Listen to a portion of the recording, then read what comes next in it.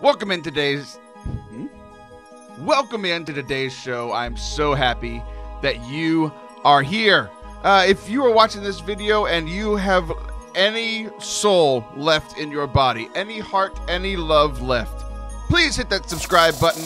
If there's anything going on in 2020 where you're still like, I still feel something, and you want to continue feeling things, hitting the subscribe button will completely change your life, and you'll become the greatest person to ever live. Enjoy.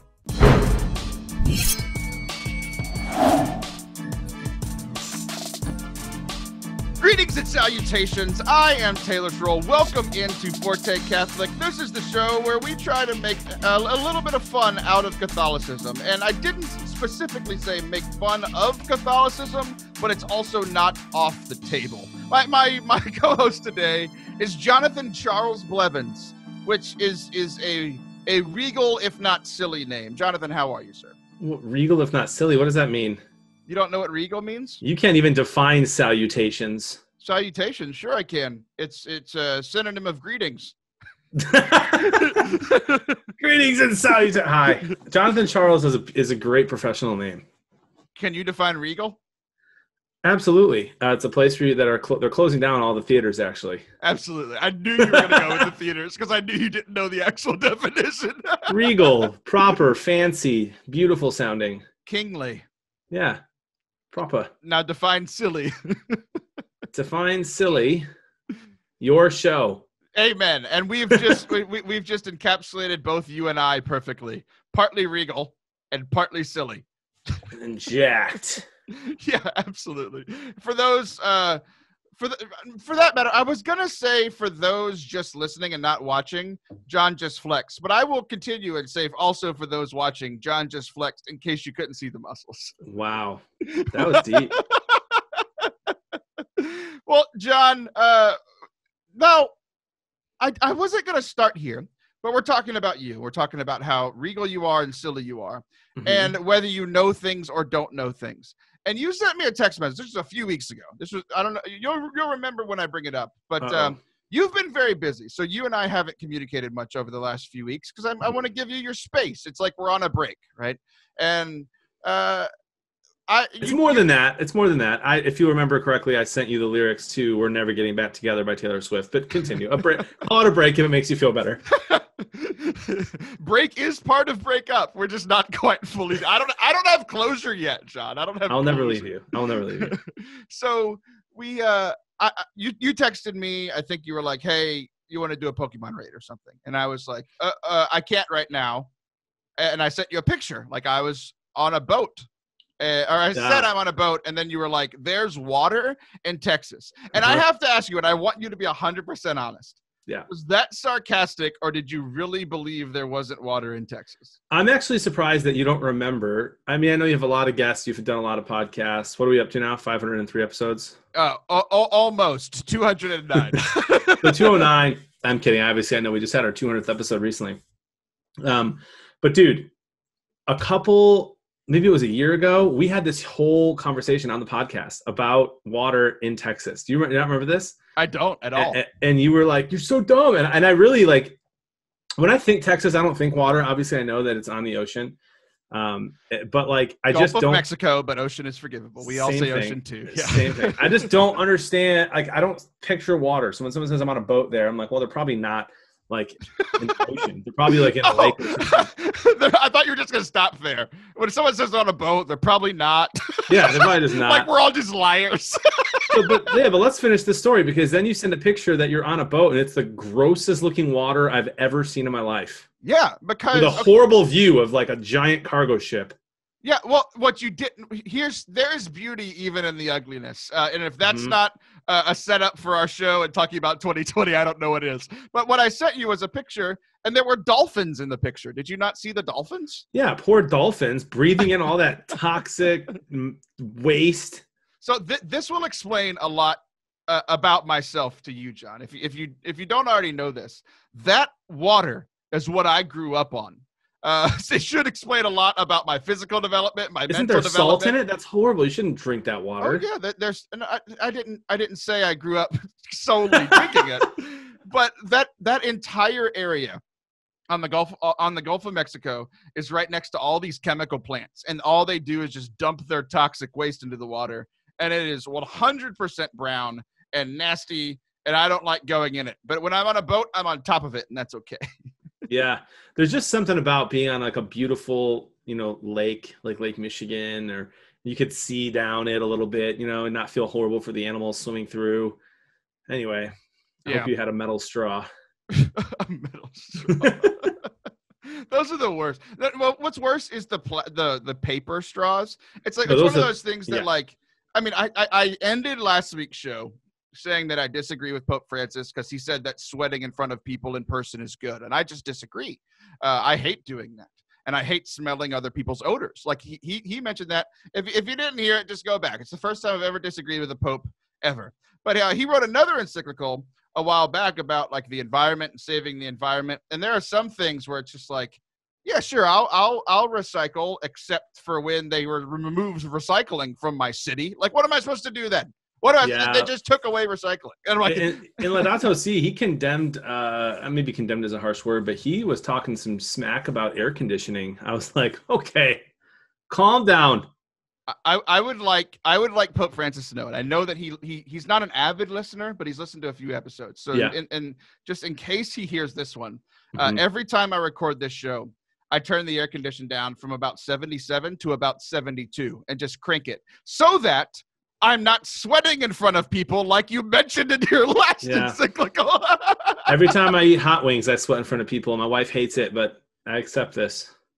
Well, I'm so proud of you. I ate hot wings about an hour ago, and I just stopped sweating. So,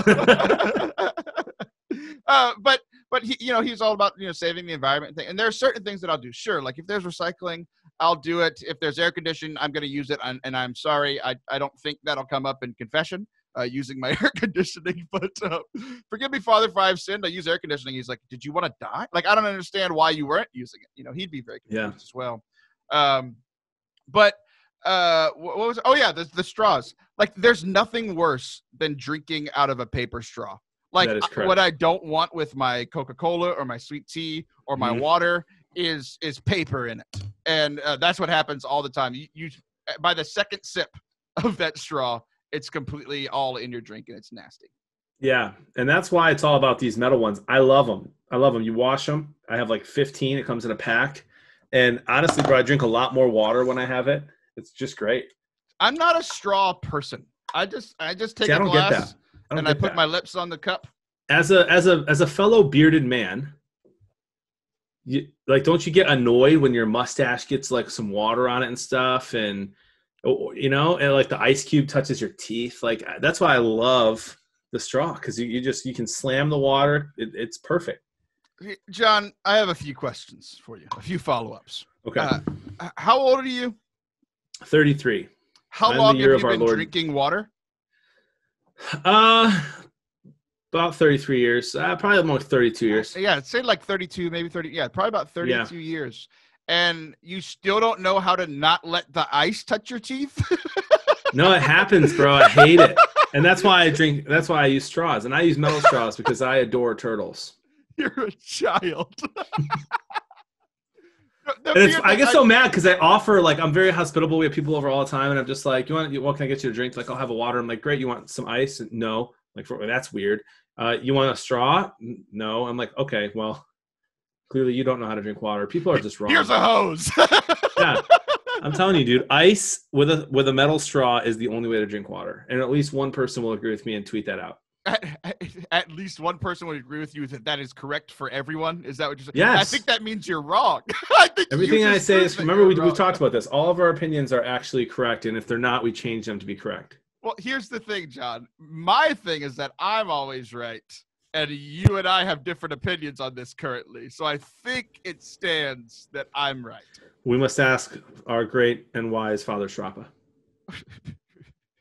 Great and wise are not the first two words that I would use to describe that man. Oh, wow. Okay. Would you like to talk about anything that we planned on talking about today? I didn't know we were going to go on a straws diatribe today.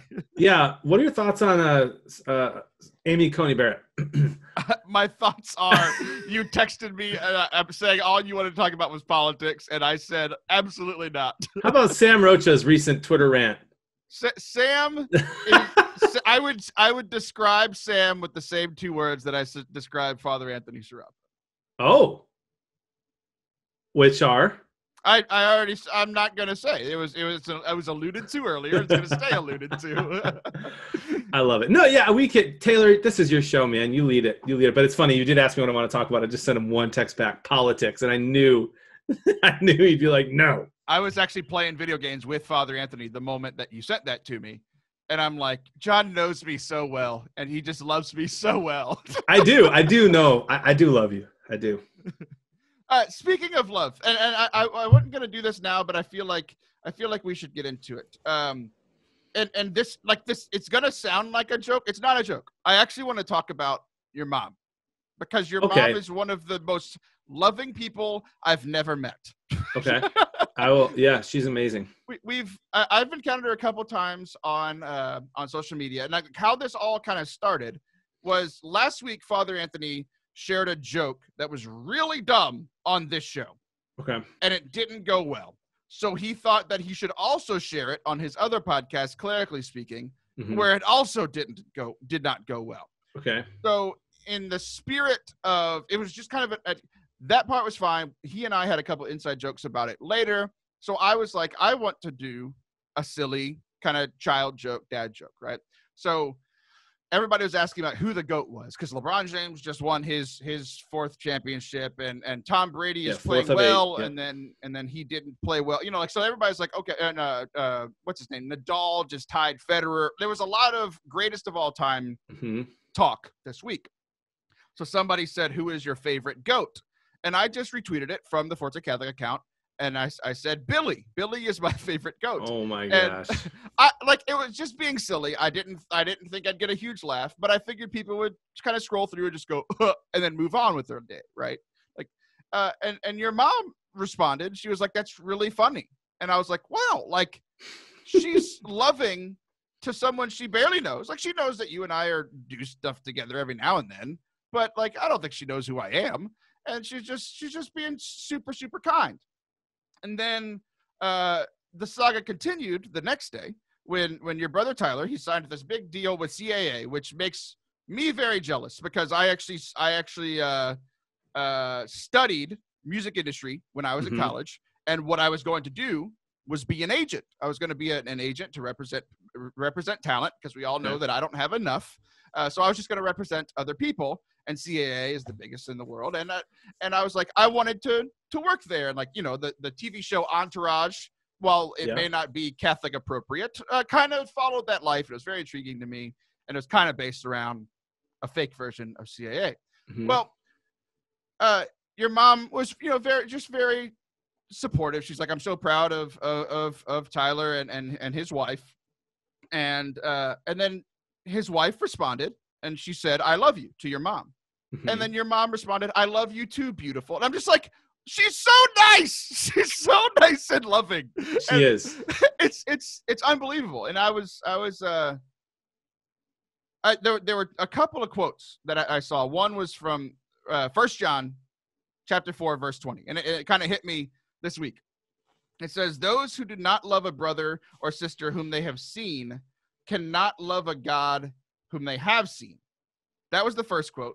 And the second one was a friend of mine on The Living Person on Instagram. He said, be the reason someone believes in the goodness of God today. And I think hearing those two quotes and seeing your mom being so loving to people she knows very well, your brother and his wife, and me, who she barely knows at all. And both of those things honestly made my day. It's been a rough week for me. I haven't been feeling well. Everybody knows that I don't suffer well. When I'm not feeling good, everything is bad and the world is falling, right?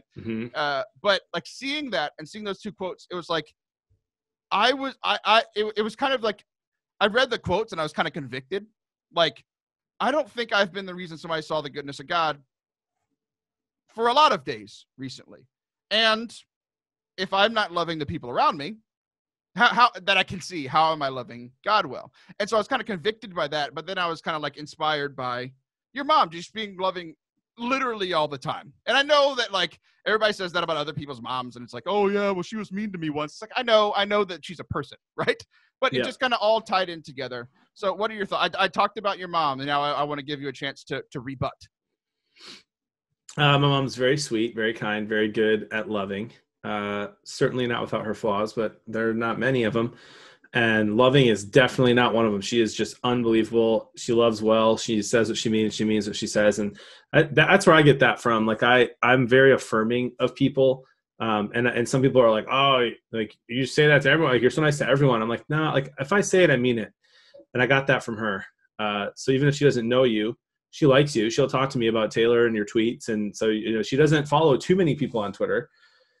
I don't think that she cares about her follower ratio. She just doesn't like a lot of garbage on her timeline. And so if she follows you, she'll read your stuff. And if she comments on it, it's coming from the heart. So yeah, she's awesome. I love that you made that about you. Well, I'm saying that if any of that is true about me, it all came from her. That's good. There you go. I was just allowing you to fix that because boy, you made that about yourself really quick. That's right, dude. That's what people are here for. Yeah, for sure. We're not here for John's mom. Right. Absolutely. They actually are. Yeah, that's for sure. We've been talking recently, like every comment and every review has all been like, I had one of the people who's like one of the most avid listeners of the show essentially tell me that if Liv or Allison ever left, they'd never listen again. And I'm like, again, I don't have the talent. I'm just good at collecting the talent, which is why I should have went and worked at CAA. It's not too late, man. Life is short. Chase your dreams, Taylor. This is my dream, John. That's the problem. Run faster. Run faster. I pulled my hamstring. I can't run anymore. Oh man. But like the thing is, like I think that like the whole idea of like be the reason somebody believes in the goodness of God today, like it's pretty similar to like all I want to do, like my whole life's goal is to bring the joy of the gospel to people, like bring people joy, bring people the gospel, and hopefully combine those two things every now and then, right? And I was just like, I think recently, and I was thinking about it, I was like, there are a couple of moments that I can, like, like you do it on the same thing, like on your stream, right? Like people will come in, you're having a good time, somebody comes in, they're struggling, and you'll try to be a light for them, right? Yeah. So and there have been a couple of times for me, like on my stream or just hanging out or like in football coaching or whatever.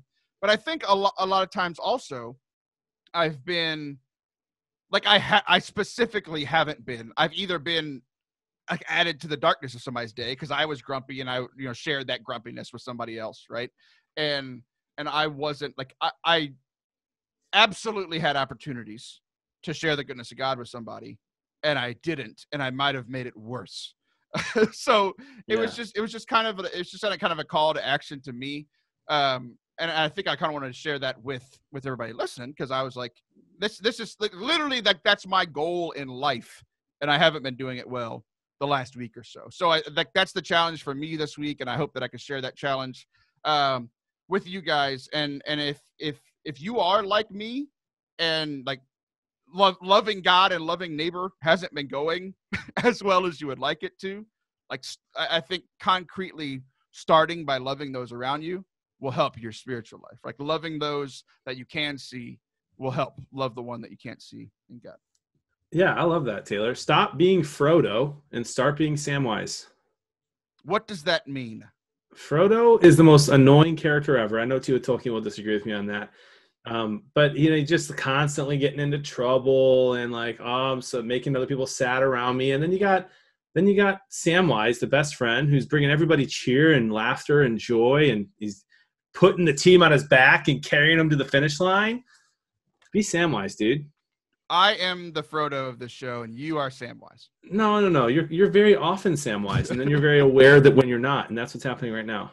I think, does it switch by how we act or by how much weight we have lost earlier? Is the skinnier one always Frodo? Yes. So we've switched a few times, but I don't feel like Frodo today. Yeah. In actions, you are Samwise today, but I, by body, am Samwise today. All right, don't go anywhere. We'll be right back and continue the conversation.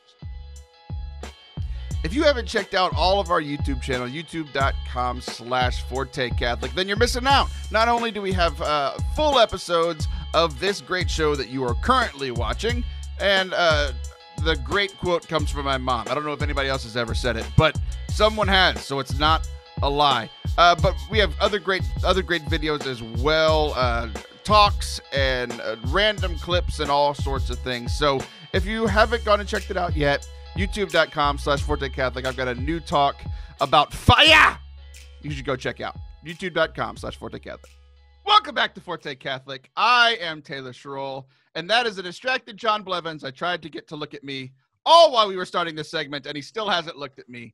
Hey, there's your beautiful eyes, Jonathan Charles. How are you? Oh, my friend. I've got 3 screens now in front of me. It's very tough to look at one. Well, I would completely agree with you. If I was on only one of those screens, I think most people would try to look at one of the other two as well. Not with those beautiful blue eyes you got going there. youtube.com/Forte Catholic. So we've been talking about your family essentially this whole time, right? We talked about how loving your mom is. We talked about some of the success your brother has. And for those that don't know, your brother, Tyler, is one of the most famous, is the most famous video game player of all time. He's a streamer, and he just signed this big deal. And so he is a big deal. And a few weeks ago, you and I play Pokemon together. My wife plays, my son plays. Anybody who's been listening to the show for a while knows that we all play Pokemon Go, and we love playing it. Well, there's this cool feature where you can do like these big battles together, and you can invite people who are friends in the app. So even though you live really far away, you can invite, and you have invited myself, my son, my wife to do a raid with you. And we've done a dozen of them together, right? Yeah. And it's just a cool way for us to stay connected and to do stuff together. It's really sweet. So a few weeks ago, you said, hey, do y'all want to do a raid with me? I'm like, absolutely. All 3 of us were here. We popped in. And then you texted me something to the effect of like, tell your son that Tyler's playing with us. And we look down, and sure enough, we see Ninja's name on the Pokemon app. And it's like, it was this moment where I'm as a person, I'm like, this is really cool. But I'm connected with you enough that it wasn't like, oh my gosh, this is crazy. But I'm like, this is really neat. So because I think about it, like a lot of people think of streamers kind of as like athletes, right? And I can remember being my son's age, being 7 years old, and meeting my idols, Hakeem Olajuwon, Clyde Drexler, these guys who won championships for the Houston Rockets in the 90s. I got to meet them as they were running out. I got to look up at them. They shook my hand, pat my head, all these little things when I was a little 6-7-year-old kid. And I'm like, essentially, your brother's more famous than those people were, which is crazy. And so you're like, hey, tell your son, it'd just be a really cool moment, right? So I tell my son, he has zero idea what I'm talking about, doesn't know who your brother is. I tell my wife, I'm like, hey Sam, Tyler's playing with us, Ninja. And she's like, who is Tyler? And I said, Ninja. And she's like, oh, I didn't know that he was Tyler. And I'm so what you thought and what I thought was going to be a really cool moment in my household was a really cool moment.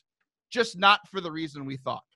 Because the reason my 7-year-old could not think about anything else was that we were fighting and catching his first Articuno. So I kept telling him, Tyler is playing with us, Ninja's playing with us. And he's like, we're catching my first Articuno. It's all he cared about, right? And some could argue that maybe, possibly, Articuno is more famous than your brother. But either way, I found it really odd as I was, I sat back later in the day and I was thinking about it. It was like, we just played with one of the most famous people alive. And no one realizes no one in my house realizes what just happened, right? And I was thinking about this whole idea of objectivity and subjectivity. It's been on my mind recently. I did an episode on it a few weeks ago about essentially objective or subjective holiness, right? If you didn't listen to it, it's the last episode with Allison Sullivan, 206 or something like that. I don't know, figure it out. And I started thinking about how objectively, your brother Tyler is the most famous person in the Blevins household. Subjectively, my entire family, other than me, has no idea who he is, but all 5 of us know who you are and love you and have a ton of respect for you. And like, they have said hello to you. Like, they know who you are. I wear your hat all the time. They think it's me, but it's still, like, it's still, like, and I just found it fascinating that you subjectively are the most famous, the coolest, and the best Blevins in the Schroll household. It is right and just. You're like, this is the redemption I've been looking for years. No, but it's crazy. It is. It's crazy. It's crazy. And I just kept. Is that all you have to say about it? I felt like you would have more to say on this situation. No, I mean, yeah, it's cool. It's just cool because you never know how other people are gonna react. Like, some people are like, "Oh my gosh, that's the coolest thing ever," and it's all they talk about. And other people, like, I walk into school at where I'm at, and last year it was all ninja. Oh my god, and it was like annoying. Like, you're walking in through a whole middle school where I work, and they're screaming someone else's name, and it's like, it never really bothered me because it's like, I get it. But it was just annoying. And now you walk by and it's like, Bearded Blevins. I'm like, it's John. John. I mean, Bearded Blevins. No one in my life calls me that ever. Even my chat doesn't call me that. Stop calling me Bearded Blevins. Like, and so it's just, yeah, it's so weird what some people think is cool and what some don't. But really, we're all just lame. Yeah. And like, so the thought that I was having is, like, in our faith, there's a lot of things that are objective, and there are a lot of things that are subjective. Right? So, like, objective things. If you want to be a Catholic, you have to believe that Jesus was one of the 3 persons of the Trinity. Like, you have to believe that he was a person that really lived, that died for your sins, and rose again. Like, that wasn't a farce. Like, he actually rose from the dead. Like, there are some things that are objective. Being pro-life, going to mass on Sundays when it's not under pain of mortal sin. Like, non-COVID times. You're like, those are things that are not subjective. They are objective things. There are other things in our faith that are subjective, right? So, your favorite saint. Who's yours, John? Man, it changes. If you probably St. Francis of Assisi, followed closely by Blessed Chiara Badano right now. You're wrong. It's something that It's something that I can't say. Like, I can't say you're wrong. Like, Right. That's not a thing. Like, we can all have our favorite saints, and that is subjective, right? There are, like, your favorite ways to pray. So there's praise and worship. There's the mass. There's Eucharist adoration. There's silence. There's being not, appreciating God and nature. There's the rosary. There's Liturgy of the Hours. Like, what's your favorite, John? Liturgy of the Hours. Why do you like Liturgy of the Hours? It's structured. I need structure. There's a time to pray in the morning, the afternoon, evening, night, and it helps me reflect on Scripture if I forget to read the Bible throughout the day. Yeah, Liturgy of the Hours is one of my favorite as well. I love Eucharistic adoration, but, like, one of the things that, like, that is a thing that is subjective that a lot of people try to make objective, right? You have to say the Mass is your favorite way to pray. Mm-hmm. It's like, no, I can believe objectively that the Eucharist and the celebration of the Eucharist is the source and summit of our faith, but I can have another favorite way to pray, praying with Scripture, Liturgy of the Hours, or those types of things, right? Like, there are things that you can believe that are objective, but still have subjective opinions on them, and where you spend your time. Like, obviously, it's a requirement and an objective requirement that you need to go to Mass, obviously, barring COVID, but, like, you still have to go there, but it doesn't have to be your favorite, right? So there's even some things that, even though they are objective, you can still have subjective thoughts about them, right? Correct. And I don't like when people try to make things like that, things that are subjective, objective. It's like, oh, you have to pray the rosary to go to heaven. It's like, no, you don't. Does it help?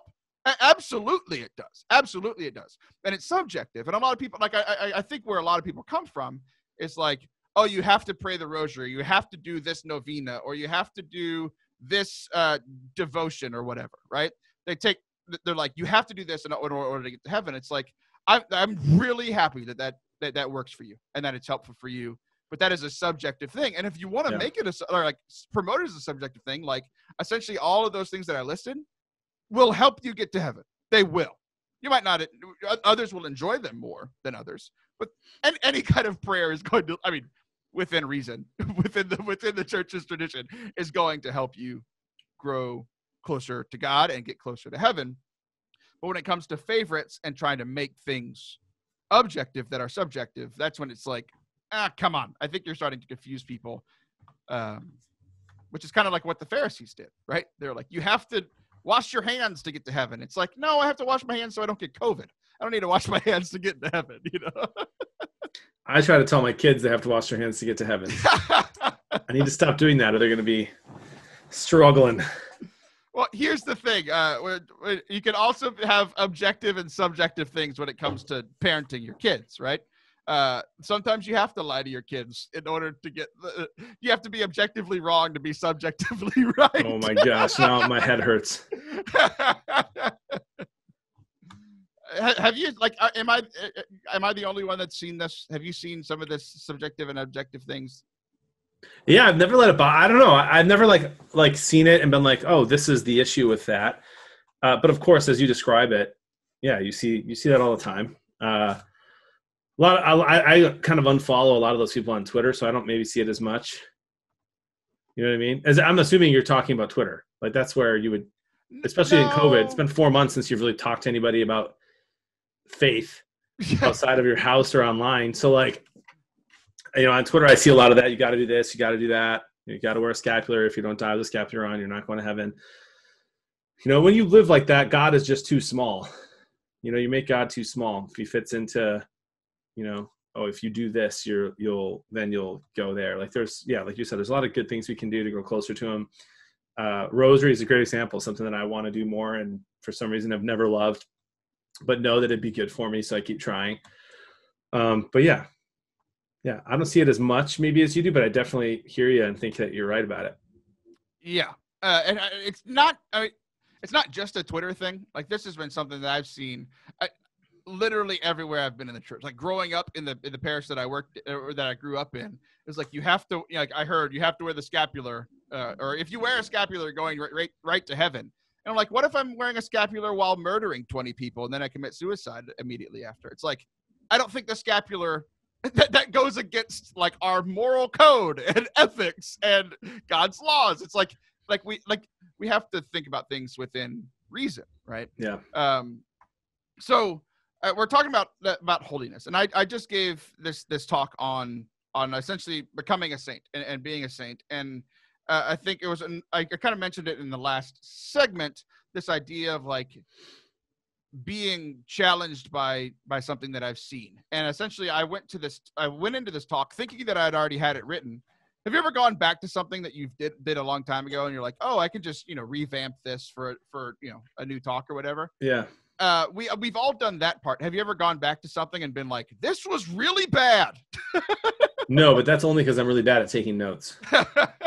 So I take notes on literally everything. I have notes. I anytime I'm preparing for the show, preparing for the talk, I can type in sainthood and my notes from the last 10 years. Anytime I wrote the word saint or sainthood in my phone, in my wow, this talks, is not everything. This surprises me.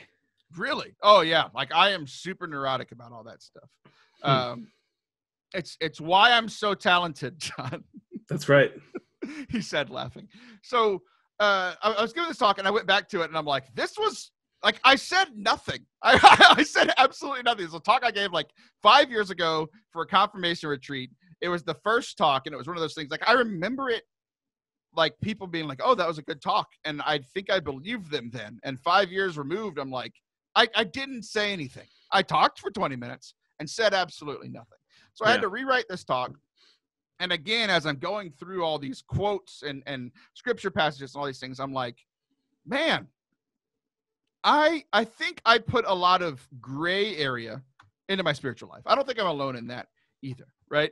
But so a saint is a holy person, set apart, someone who is in heaven, right? We just had a new person beatified this week, younger than you and I, which is wild. So that was kind of a wake-up call, like, oh my goodness. If I died today, would I be a saint? I recognize saint by the church? Absolutely not. There's all this footage of me talking about things. But anybody that goes to heaven is a holy person set apart for God. Like anybody that dies is a saint.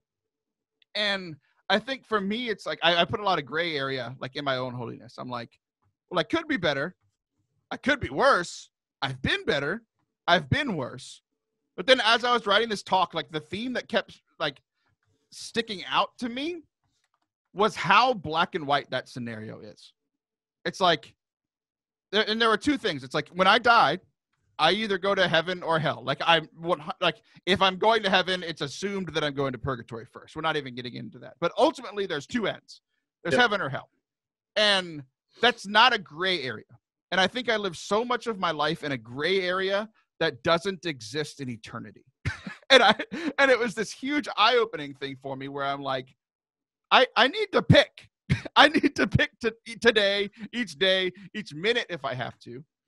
Am I going to live a saintly life like your mom, or am I going to live a not saintly life like I've been doing? You know, like, and there's this other that's like looking at the future, looking way at the past. Before Earth was even created, there were these angels, these celestial beings. Michael literally said, "I will serve." Satan said, "I will not serve." Black and white. There was no gray area. There was nobody that was like, can I have a house in between heaven and hell? Like that wasn't a thing. It's like you had to make a choice. And I think, especially during 2020, during COVID, I think even a little before that, I was getting by on just being like, all right, and in that gray area. And this was a huge wake-up call for me, like, hey, buddy, you're in a gray area, and that doesn't work for anybody. You need to make a decision. So make a decision, Taylor. I'm making the decision today that this show is now called Forte Heathen, and I'm deciding to live not for God. I'm just kidding. I'm just kidding. And it's hard, man. I've tried, like I've been struggling with this all week, and like I mean, for those who listen to your podcast, you can say you've been struggling with it for like 2 years. Oh, shut up. I'm not being mean. Like I feel like every time we hang out, there's this realization that you have where you're like, I'm a bad person and I need to be better. And it's like, well, then do it. Okay, John. So what are you gonna do, bro? What's your plan? I don't know. I don't know. Call him. See if he answers. Put him on speaker. You're absolutely right, though. But yeah, we gotta do it, bro. I'm with you. Well, maybe next week we could come up with a plan because I got nothing. I think real takeaways is like kind of takeaway from like the first segment. It's like I need to love the people around me. I think it's so often. I was thinking about this earlier. Like anytime I have any doubt in myself or in God, it's not. I do not doubt Catholicism. I don't doubt the church's teachings. That's not where like my struggles in faith are. Sure. It's like, is God real? Right? Like that. And like the answer is yes. But there are times where I'm like, what is this even all about? And I think a lot of people have been there, especially recently. But also like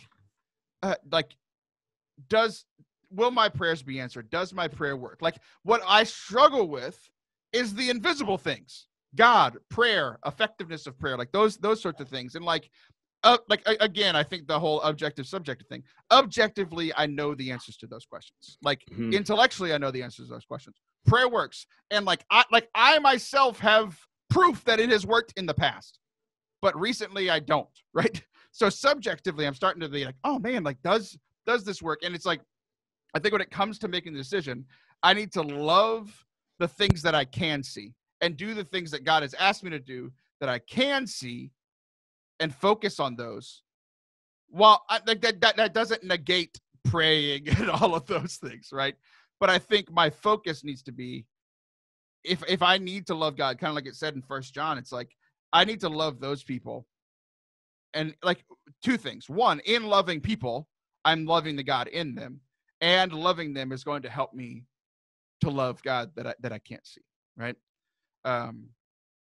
So loving people, and then also doing like continually and more consistently being dedicated to prayer, even if I don't see its effects. I think that's the biggest struggle that I've been having is like, I've actually had desires to pray recently, and I've done it, but still like, what was the effect of that? Either in my life or in praying for other people, what was the effect?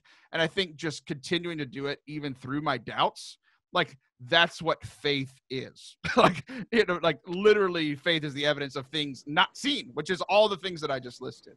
So I think those are my two takeaways, Jonathan. Well, it's beautiful as always, my friend. You inspire me.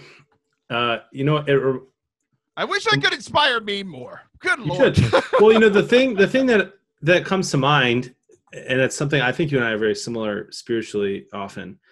I hear Father Harrison talk about it all the time. And so it's been on my heart lately. It's been on my heart throughout this whole last year of ministry. It's my 12th year. I'm tired. You know, it's a lot of times it's similar parish drama, and, you know, you just want to do ministry, but you get caught up in a couple people complaining, and that kind of affects your prayer life. And it's just this big circle. But the whole, like the noonday devil, acedia, man, that's like that spiritual mental sloth that Father Harrison talks about all the time. I feel like that's probably been my biggest issue in the last few years. And it's just this like spiritual apathy.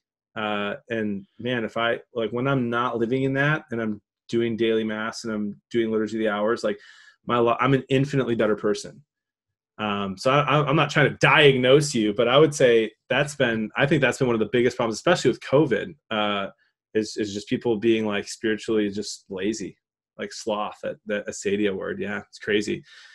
And there's a lot of good writings about it. Harrison talks about it a ton. Yeah, he does. The first thing that pops up on Google is acedia, the lost name for the emotion everyone is feeling right now. August 26, 2020. It's true. Absolutely. So yeah, I've heard him talk about that. If you just search in your podcast, wherever you're listening to the podcast, search Clerically Speaking in acedia, ACEDIA. You'll find they've done, I think, like 2 specific episodes on it, and then they talk about it a lot. So go ahead and subscribe there, but also specifically look for those episodes. They were really helpful to me, and like, you know, for my whole life I was like, I think I'm just lazy, and I'm like, no, I think it's acedia, you know. So I have acid reflux and acedia. There's so much acid in my body, physically and spiritually, and I love how, like, you continued to say that they're like, we're just in this circle over and over again, and all I can think about is that 2020 and our spiritual lives have been the circle of strife. Oh my gosh. Oh, we'll be right back. Don't go anywhere. Da, da, da, da, da. It affects us all. I just watched Lion King with my kids. Lion King 1.5, one of the best movies ever. The show comes out once a week, but contrary to popular belief, I'm alive the rest of the week. If you'd like to connect with me, then you can do so on social media at Taylor Schroll on Twitter, Instagram, Facebook. We just hit 5,000 followers on Instagram. Thank you guys. That was a lot of fun. And also at Forte Catholic on Twitter. And if you want to see this beautiful face, he said without any sarcasm, I play video games throughout the week. Twitch.tv/ForteCat. Give a follow over there and you'll be notified when I go live. Come hang out with me while I play video games and yell into a microphone. Welcome back to Forte Catholic. I'm Taylor Schroll. That is Jonathan Charles. And we're having a good day today. We're getting into some real stuff. We started with some pretty silly stuff. We got into some real stuff. And now I really, really, really want to get back to the silly stuff. Are you ready? I'm ready.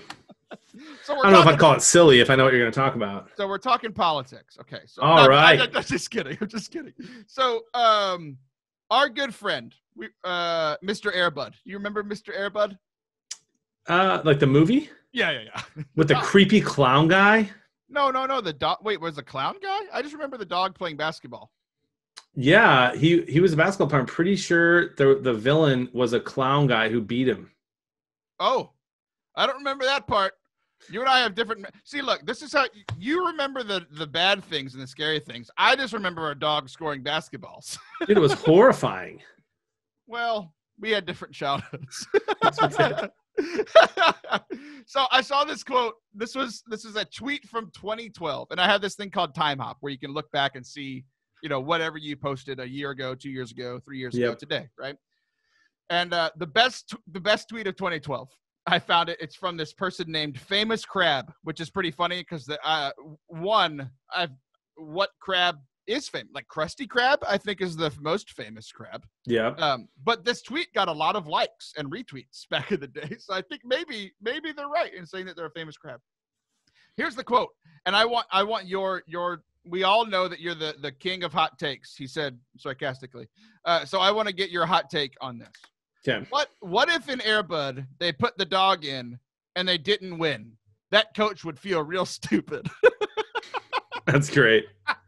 That's awesome. It makes me so happy. Yeah. It makes me so happy because it's, it's one of these, it's not a Disney movie, but it's a Disney style movie. It's for kids, and the dog can play basketball, and apparently there's a clown or something, and he overcomes the clown and becomes the best player on the basketball team. And he hits the ball in with his nose, and the very bad basketball team wins the championship. Like, typical sports movie, except there's a dog as the star instead of some kid, right? So, just thinking about I'm a coach. I've been a track coach for 5 years. I just started coaching football. Like, I can't imagine, for multiple reasons, being like, all right, Sandy the pup, it's time for you to go in. That's such a risk. It's a big risk, dude. But in football, it might work. Especially in 6-man, which is what we play. There's a lot of spacing on the floor. Yeah. You get a quick dog. You could strap the football to it. It won't fumble, But I was thinking about this, and the funny thing is I was thinking about it from the coach's perspective, but also thinking about it from what if you, John, I know that you weren't the greatest at basketball, but let's say that you were the 5th starter. You were the 5th best person on the team. You've got your 2 superstars, you've got your other 2 support players, and you're there to rebound? Is that what you were good at? I was actually the best player on my team till 8th grade, and then quit for full-time soccer. Don't believe you. If you were the best person on your team, you wouldn't have quit. That's a story that you might even believe it, John. I'm not saying it's actually. Let me tell you the story if you want to be a jerk. I went to a middle school that fed into a giant high school, but it was the opposite of the high school I ended up going to, and so I knew no one on the basketball team, and so I quit to do full-time soccer. But seriously, the coach begged me to play. I did not play.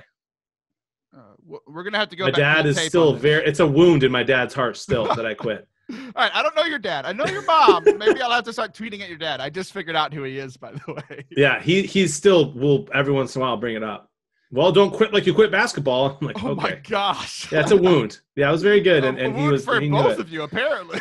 So, but I'm glad I did quit because I was about 5'9" when I quit, and ended up being 6'2", and so I was point guard, and then I grew. So it was for the better, but I was point guard and shot a lot. Well, I'm going to continue with the truth that you were the 5th best person. I thought I was being certainly wasn't good at rebounding. I thought I was good. I thought I was being generous with 5th, if we're being honest. I thought you rode the bench, but whatever. It doesn't have to be you. Let's say it was Father Anthony. He's tall and lanky and uncoordinated. So he let's say he's the 5th best person on the team, right? Yep. Imagine being benched. Like your coach comes to talk to you, Father Anthony, and says, little son Anthony, you're gonna come off the bench. You're gonna be the 6th man this game. Oh, who's gonna start?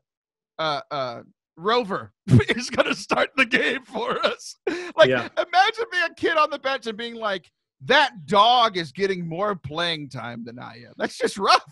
It never happened. I didn't even mean to make that joke. I'm so much funnier when I don't try. That was hilarious. That would never happen in 2020, by the way. The dog? Yeah, equal playing time, kids. Yeah, no. I don't know, dude. I think we're gonna have a whole. But team why are we talking here. about a dog playing basketball again? Where are you going with this? Dogs can't get COVID. Where are you going with this? What do you mean? Where am I going with this? Well, okay, so a dog goes in. You feel bad about it. Where are you going, Taylor? Okay, so you feel bad about it. You're this 5th player. Father Anthony's his 5th player. Yeah. How much of a failure do you feel like when a dog is playing in front of you? I'd give half of my bank account to have your imagination. Because I can't even wrap my head around this feeling because it's impossible. It was a fake movie. Can I train you for half of that money? I will train you in imagination if you give me half the bank account. This is wild. Okay, so I'd feel very upset, but it's impossible. It's not you. I called you a child earlier, and now you're the opposite of you're the villain in the children's books. Oh, you have no more imagination. You can't go to Wonderland or whatever. He used to be Peter Pan's best friend, but now he can't go to Neverland because he doesn't believe. So like imagine like thinking. I was thinking about it as a coach, but then also just like the almost failure that coach would have had. Like if they lose, he's done. Like he will never coach again. And then thinking about the failure of the kid sitting on the bench, or like, you know, you were the best player. You dreamed forever of hitting the game-winning shot, and instead the dog takes it. Like there's just like, it's supposed to be the story of like, oh, the dog's great, but really if you look at it from a human perspective as an adult, everyone in that room is sad except for the dog, and the dog doesn't even understand what's going on. So literally no one's happy and everyone's cheering. So I was thinking about failure. I brought it up a few weeks ago. I talk for a living as I stutter over my words. Fantastic, Taylor. I talk for a living, both on the show, and I used to travel around the country and speak and lead worship and those sorts of things. All that's been canceled. I mentioned it briefly a few weeks ago, but I did a talk here locally after being off my game for 6 months. Like I hadn't given a talk in person. I went and gave this talk, and it was terrible, John. It was bad. I was lost. I was trying to make all these points.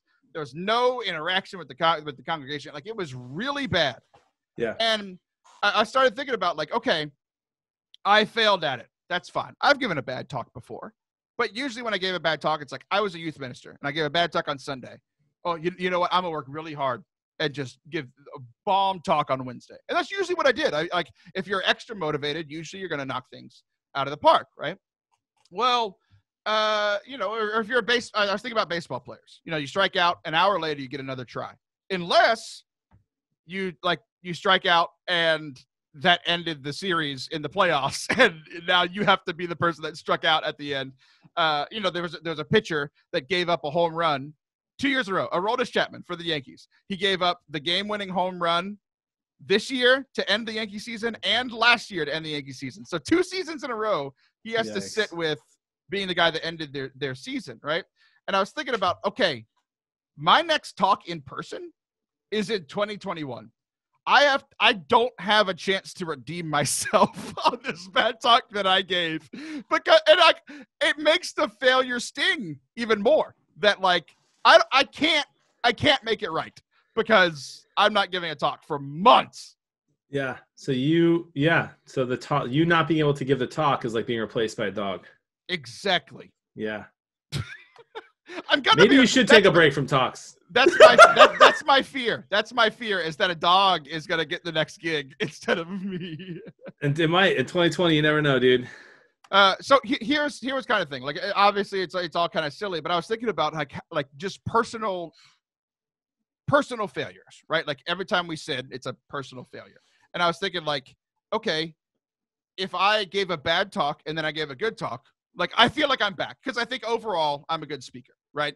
But I give a bad talk, I need to give another good one, and then I'll feel better about myself. But it's like, what about habitual sin? We all have a habitual sin that we all go to, right? Let's say it's cursing, taking the Lord's name in vain, because we all know that I've never done that. Never. But like, I think having the opportunity to curse or to take the Lord's name in vain, we're not going to play pretend anymore. I have a problem with this. I curse too much and I take the Lord's name in vain, right? And it's not like talks for me, because I think I'm good at giving talks. I think I'm bad at cussing and using the Lord's name in vain too much, right? Yeah. If there's an opportunity to curse and I don't do it, it's not like I feel like, oh, I'm a great person now. Like I did it. Right. I did it one time. It has to be a pretty continual thing, because I have to change this mindset from I'm a person who curses to a person who doesn't. And I've gone through that multiple times in my life. I was a person who cursed, and then I was a person who wasn't, and then I was a person who cursed, and then I was a person who wasn't. And I've gone through this multiple times in my life. And I think it's one of those things. It's like, at what point do I no longer feel like a failure? Like at what point, how many times does it take for me to not curse in opportunities that I have to curse before I feel like I'm not a failure? Does that make sense? Right. Yeah, it makes sense.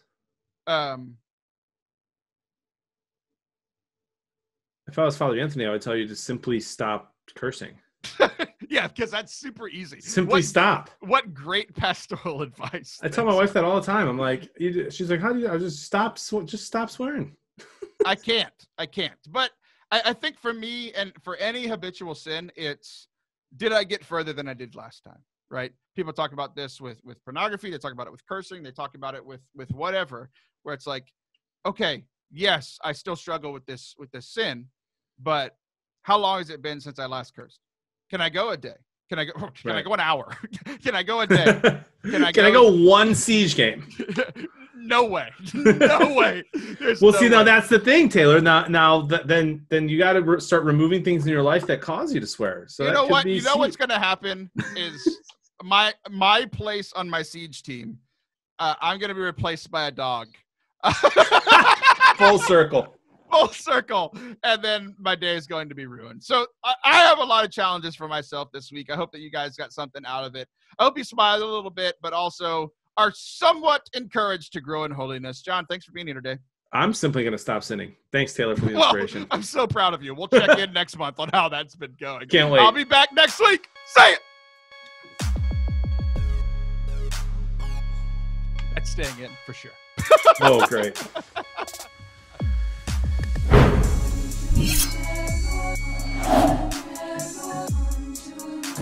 If you appreciated today's show, why would you have gotten this far if you didn't? Like, if you don't like me and you hate listening to a podcast, why are you still listening at this point? That'd be rough. So I'm assuming that if you're hearing this, you liked something about today. It doesn't have to be me. It could have been John. Whatever. If you would like to continue to support the work of Forte Catholic and also help feed my children, they are looking quite sickly today. That's a joke, but I thought it was funny. You can go support the mission of Forte Catholic. We are a full nonprofit organization. What's the website? ForteCatholic.com/donate. Do that, and maybe I'll be smarter one day. Love you.